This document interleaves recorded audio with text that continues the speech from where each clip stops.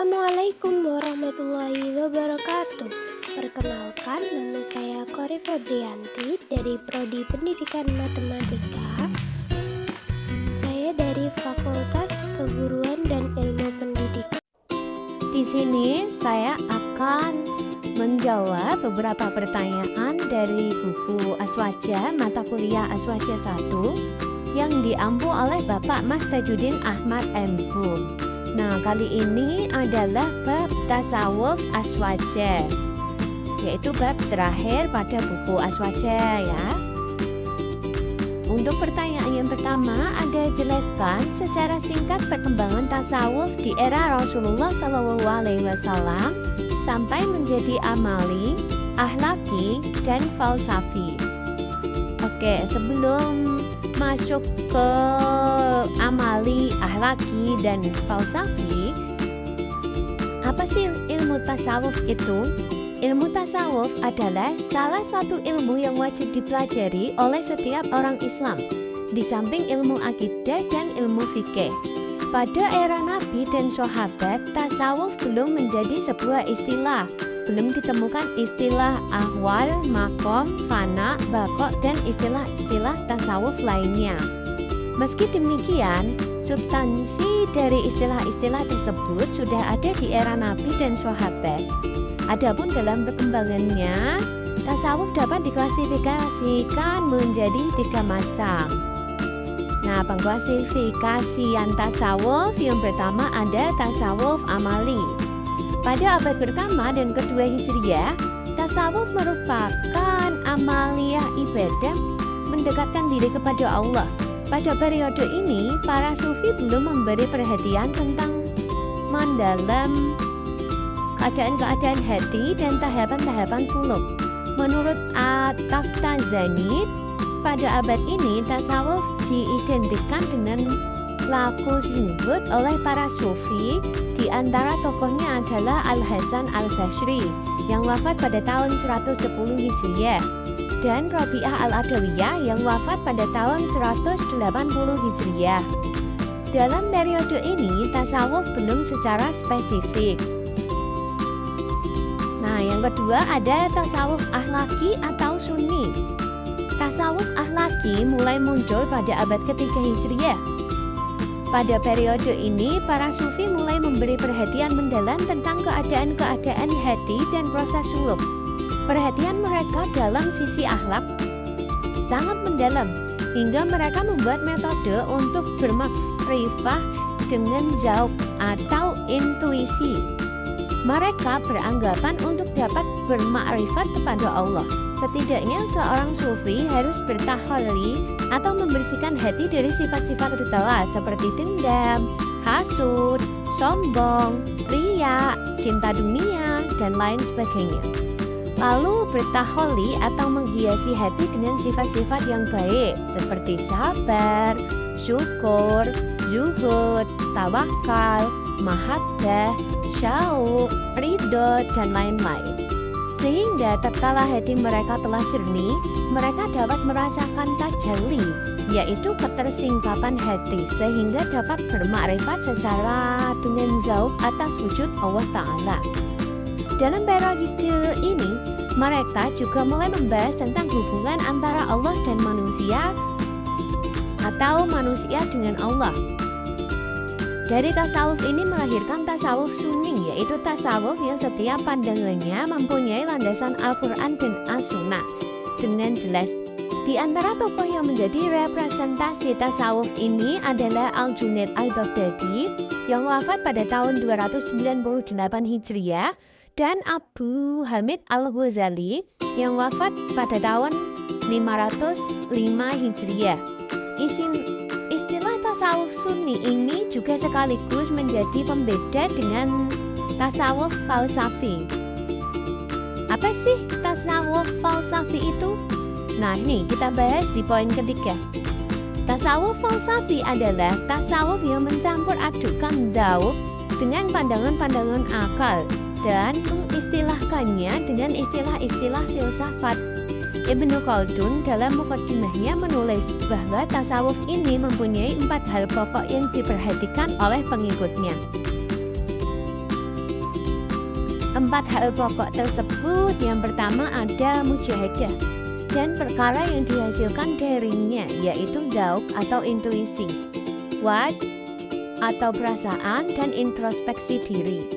Yang kedua ada kasf atau ketersingkapan dan hakikat perkara-perkara gaib seperti sifat-sifat ketuhanan, arsy, kursi, malaikat, wahyu, nubuwah, roh, dan asal-usul alam raya. Yang ketiga ada bertindak di alam raya dengan berbagai macam-macam karomah. Yang keempat ada syata atau lafal-lafal yang menjanggalkan, yang secara lahiriah adalah wahm atau sangkaan yang salah. Tasawuf ini sering bertentangan dengan fikih, sebab pandangan-pandangan tasawuf ini secara zahir sering bertentangan dengan akidah dan syariat, seperti pandangan tentang wahdah al-wujud, qutbiyah, wahdah al-adyan, dan lain-lain. Di antara tokoh-tokoh tasawuf ini adalah Al-Syukrwati Al-Maktul yang wafat 587, terus Ibnu Arabi yang wafat tahun 638, Ibnu Sab'in yang wafat tahun 669 Hijriah, dan Ibnu Farid yang wafat tahun 632 Hijriah. Nah, di antara pemikiran dalam tasawuf falsafi adalah fana, itihad, dan hulul. Apa sih fana, itihad, dan hulul? Nanti ada penjelasannya. Kita masuk ke pertanyaan yang kedua, yaitu mengapa Imam Al-Ghazali dan Imam Al-Junaidi menjadi representasi dari tasawuf aswaja? Jelaskan. Nah, Imam Al-Ghazali atau Hujjatul Islam Abu Hamid Muhammad Al-Ghazali. Al-Ghazali bernama lengkap Abu Hamid Muhammad bin Muhammad Al-Ghazali Ad-Dusi. Ia dilahirkan di Tabaron pada tahun 450 Hijriah. Ayahnya adalah seorang pemintal atau disebut Ghazal. Sebab itulah ia bergelar Al-Ghazali. Nah, kesimpulannya baik Imam Al-Ghazali maupun Imam Al-Junaidi mempresentasikan tasawuf aswaja karena keduanya mendasarkan pemahaman dan praktik tasawuf mereka pada prinsip-prinsip Al-Quran dan As-Sunnah yang merupakan ciri utama dari Ahlussunnah wal Jamaah. Al-Ghazali dikenal dengan kontribusinya dalam merumuskan tasawuf yang sejalan dengan akidah aswaja. Sementara Al-Junaidi secara tegas menekankan pentingnya mengikuti jejak Rasulullah SAW dan berpegang pada Al-Quran dan As-Sunnah dalam bertasawuf. Corak tasawuf. Al-Ghazali adalah tokoh yang mempunyai kontribusi besar dalam membela tasawuf Sunni, yakni tasawuf yang dibangun di atas fondasi Ahlussunnah wal Jamaah. Bahkan menurut Abu Al-Wafa At-Taftazani, Al-Ghazali adalah tokoh terbesar pembela tasawuf Sunni melebihi Al-Qushairi dan Al-Harawi. Pertimbangan ini mengacu pada sosok sakofah tasawuf dan ilmunya.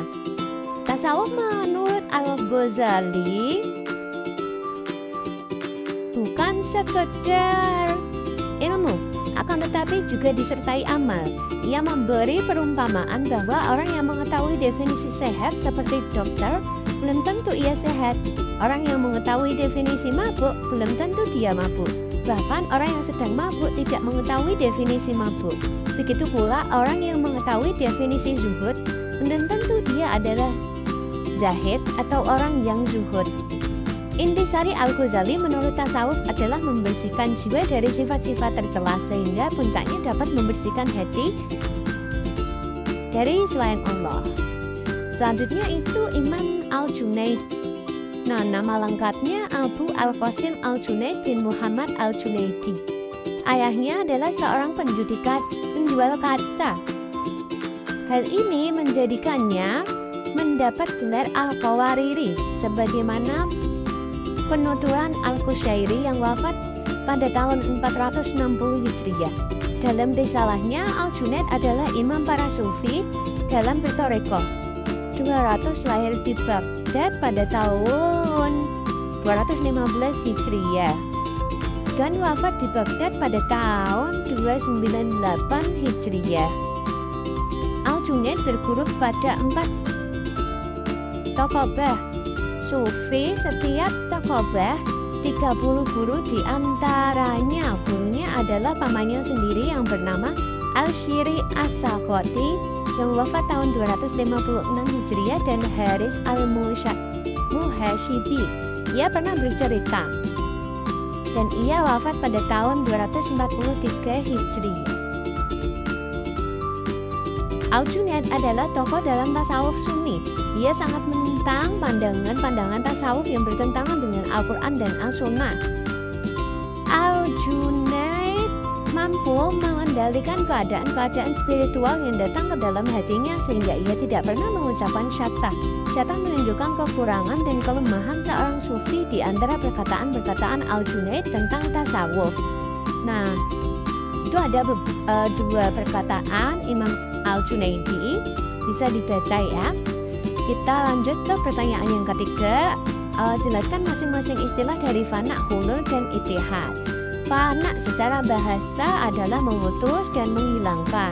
Dalam istilah tasawuf, fana mempunyai beberapa pengertian. 1. Meleburkan sifat-sifat nafsu atau hilangnya sifat-sifat tercela. 2. Meleburkan keinginan-keinginan duniawi. 3. Menghilangkan keinginan-keinginan menetapkan iradah Allah di dunia. Dan keempat, ada hilangnya pandangan terhadap makhluk. Kelima, hilangnya perasaan dan kesadaran. Nah, dalam keadaan ini, sufi tidak dapat merasakan anggota tubuhnya, nafasnya, dan alam di sekitarnya. Selanjutnya ada hulul, terambil dari akar kata halla. Ibnu Faris menyebut bahwa secara bahasa maknanya adalah membuka sesuatu, sehingga sesuatu tersebut tidak terhalang sama sekali.